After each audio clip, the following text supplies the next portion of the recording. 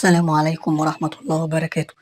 أهلا بحضراتكم متابعينا الكرام، فيديو جديد في قناتكم مكة سبورت. بإذن الله في هذا الفيديو النهاردة هنتعرف على موعد مباراة الأهلي وسيراميكا كليوباترا في نصف نهائي كأس السوبر المصري، ونتعرف على القنوات الناقلة للمباراة والملعب والتوقيت والتشكيلة المتوقعة للمباراة. وفي البداية نصلي على النبي أشرف الخلق أجمعين سيدنا محمد عليه الصلاة والسلام. ولو عجبك الفيديو ياريت تدعمنا بلايك أو الاشتراك في القناة ليوصلك كل جديد إن شاء الله.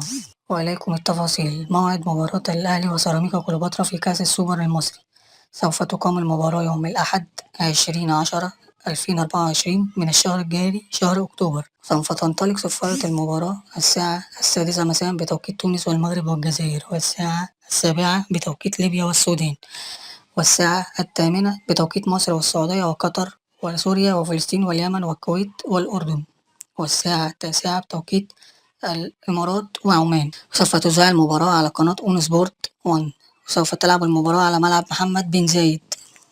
والتشكيلة المتوقعة للمباراة للنادي الأهلي هي: حارس المرمى محمد الشناوي، خط الدفاع عمر كمال، رامي ربيعة، ياسر إبراهيم، يحيى عطا.